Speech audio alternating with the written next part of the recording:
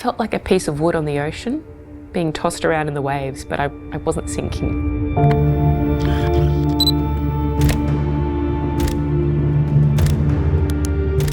It actually made a lot of sense to me when he was born. I felt I could see God's plan in this. I could see that God had given us this second son to help our first son. Through suffering, there is always an opportunity to learn and grow, and so God was trying to teach me something.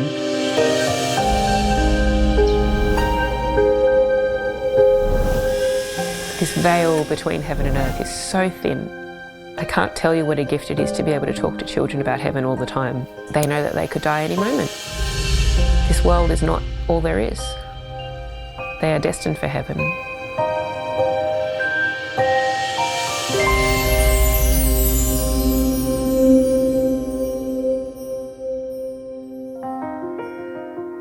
I feel so blessed to have had that time growing up in Sydney. I was a very diligent kind of student. My value really came from my grades. That's where I kind of got my self-worth. That's how I felt valuable. It really wasn't until a friend of mine died in second year uni. She was a good friend of mine, and it was a real shock to my system. And it wasn't until that point that I actually started to really pray desperately, I would say. And I knew that there was this Catholic chaplaincy at my uni, and I went along and everything changed. I then went to World Youth Day and just discovered the richness of what I'd been missing out on, what I had never known about the Catholic faith and everything she teaches. My husband is the best man I know. He's such a good man. He was just different to most of the men I'd ever had relationships with. So, yeah, he was... Yeah, we married probably a few years after we started dating, and I still think he's the best man I know, so yeah. Having said that, a year after we got married, he decided that we would move to Queensland. Yeah, I followed him to Queensland because I thought that would be a good idea. We had just had our first child. And so yeah, we moved to Queensland with a five-month-old. I had my second son just a year and a bit after moving to Queensland.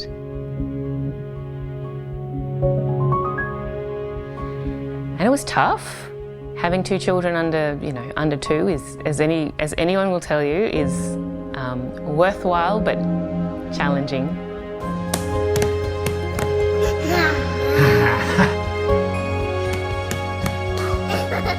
You really know you're alive when you're raising young children.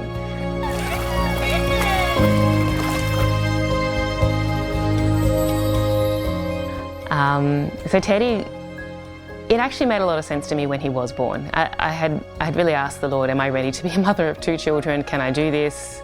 I didn't grow up in a big family, so I'm not used to having lots of little children around. So I was really fearful. But when he was born and I could see the relationship between the two.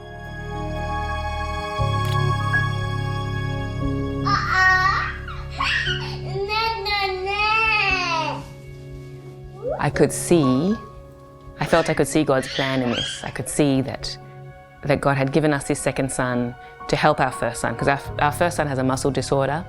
So physical things will always be difficult for him.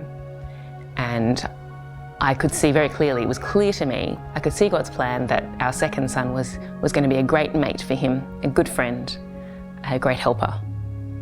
And so in those very early months, it was the thing that sustained me to know that he would help his older brother.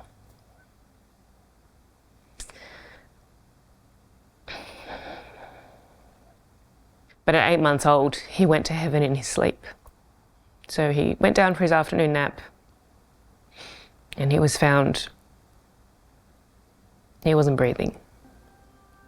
So it was ambulances and rushed to hospital and several hours of attempts at resuscitation, but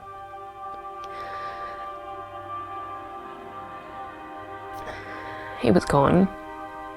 He looked so peaceful when we held him. He just looked like he was sleeping.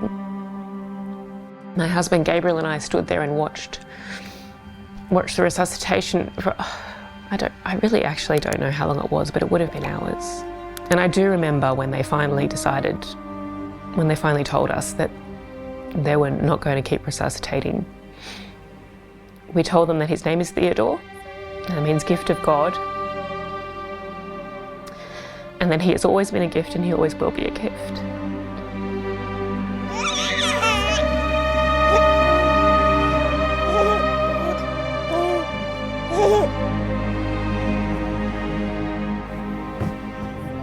We went home from the hospital and it just felt very lonely. Even though I had Gabe and I had Max, it was like this noisy child who'd been everything for the past 8 months had gone.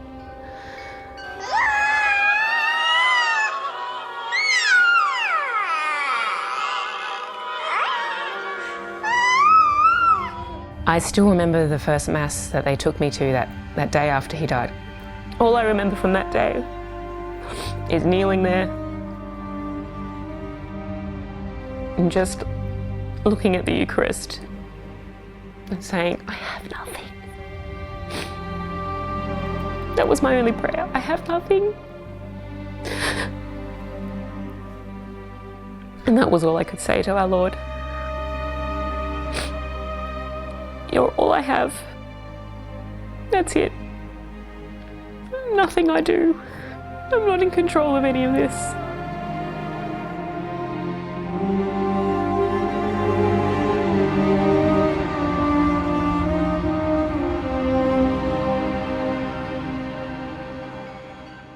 I didn't want to go to the funeral. Poor Gabriel had to organise everything for the funeral because he was kind of more together and I was like a zombie. And I guess after the funeral was over and kind of everyone had gone home, or, you know, life was kind of meant to go back to normal,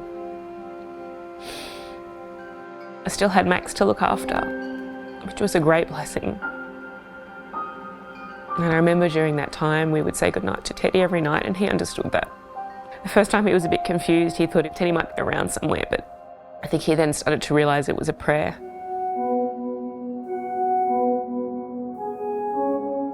I felt like a piece of wood on the ocean, being tossed around in the waves, but I wasn't sinking. And during that time, many people sent me quotes from Saint Zélie, the mother of Saint Therese of Lisieux.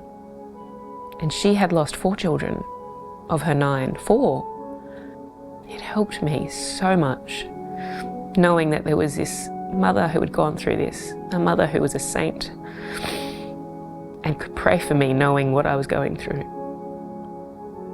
It was a huge consolation.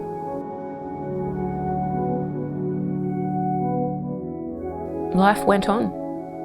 We kept praying. I very much feel Teddy's presence all the time. He is our very own patron saint of our family. Our children pray to him every day. They know that if they have a trouble, they can pray to their brother. He is a constant reminder to us of how important it is that we go to heaven. I can't tell you what a gift it is to be able to talk to children about heaven all the time. It's very real to them. It's not some abstract, far off, one day kind of place. They know that they could die any moment and that this world is not all there is, that they are destined for heaven.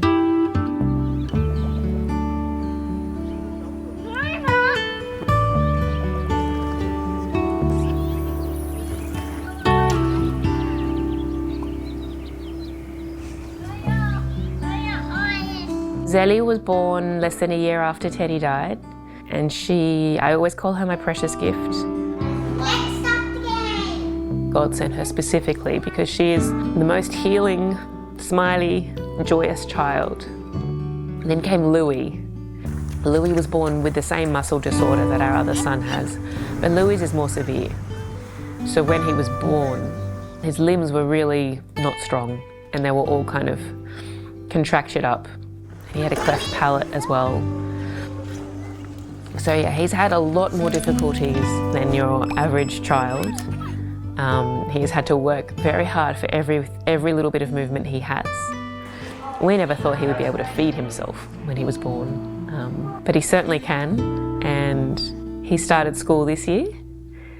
So he gets around school in his amazing electric power chair, and he's probably the most well-known kid in the school.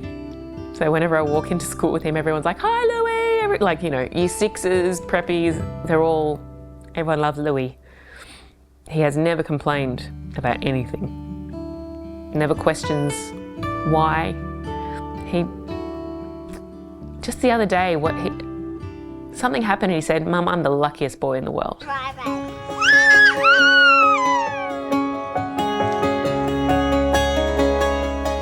Things are very hard for him, and things will be very hard for him. You know, I'm happy to take on whatever the Lord gives me, but it's a different spiritual journey to surrender your child to that and pray that they will also be able to surrender their journey, their suffering to the Lord. There's that saying that God doesn't have grandchildren. He only has children, so I can't do that for him. It has to be him. So there's a great amount of trust that has to come with there. And then a few years later came along Naomi. She has been my most humbling child because I thought that I know how to parent, but she's actually been the most energetic and willful. She's only 2, so I don't know what kind of personality she'll bring through, but right now she seems like she's going to change the world.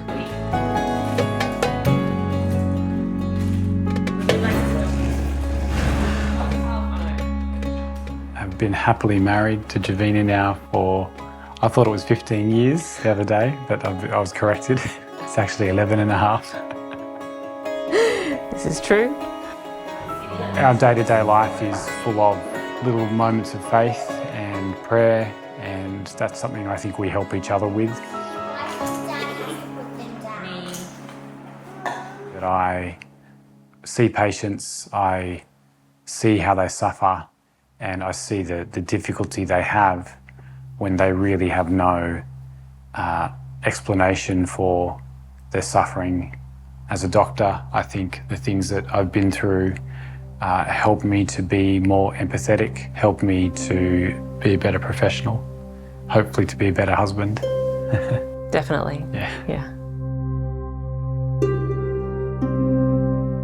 Gabe wrote the most beautiful eulogy. I didn't write any of it, but being able to get up there and say that with you, yeah, that was a great gift. But it was you who was really keeping things going in the beginning. And then I think perhaps later... Which is not the norm. But later you had, the grief really hit you a bit later, didn't it? Yeah.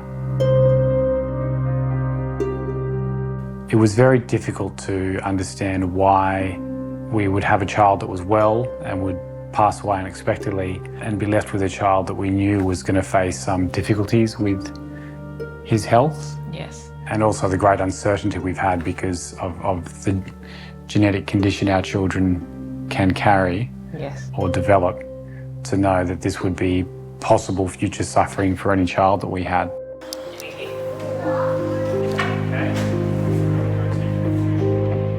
When I walked the Camino long before we started dating, probably one of the only times I've ever really felt a strong message from the Lord was during that time, after a particularly hard day of walking the Camino. And he said to me, "You will face great suffering in your life."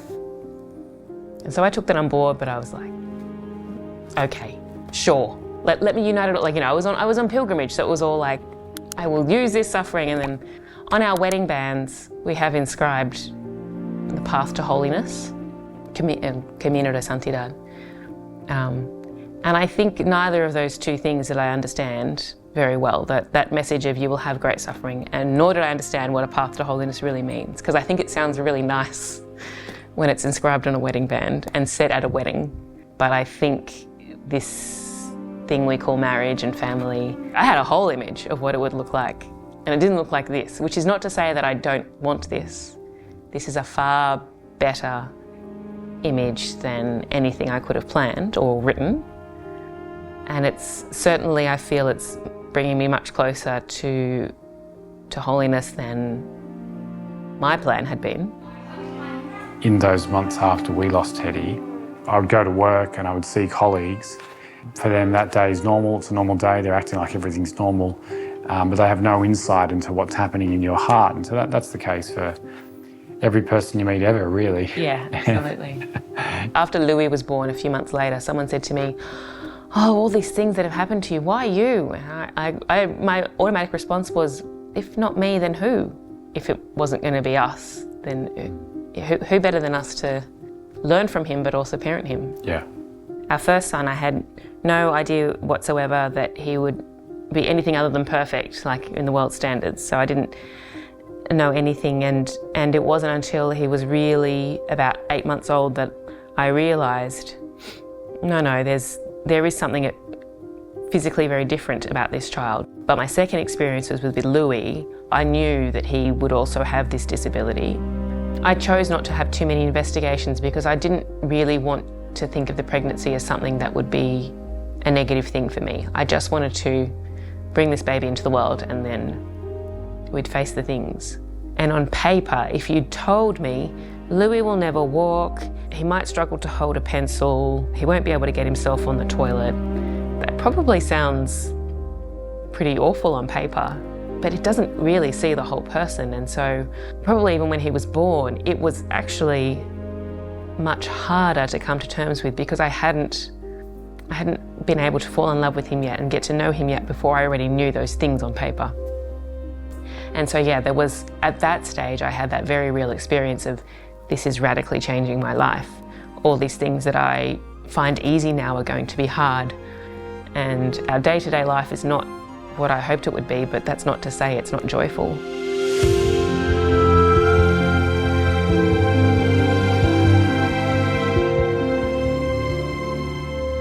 People for a long time, a lot of people around me have always tried not to mention Teddy's name because I think they think it's going to make me remember and have a pain again. But what I've been trying to teach them is that I'm never not thinking about him. So if you remember him, it's actually a great joy to me. We had a beautiful goddaughter born last year. She died at 27 days old. In the same way that so many people were there for us 9 years ago. We were part of that journey with her parents. Not providing any particular wisdom, but just knowing that being present would be helpful to them. And praying for them would be helpful to them.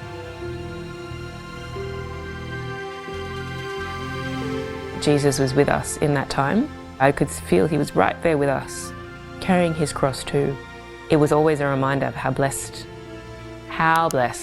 we are to have a God who comes close, who tells us, I am near in the suffering, whose message is not, come to me and I will relieve you of all suffering. It's, there will always be suffering in life, and let me bring you closer to me in that time.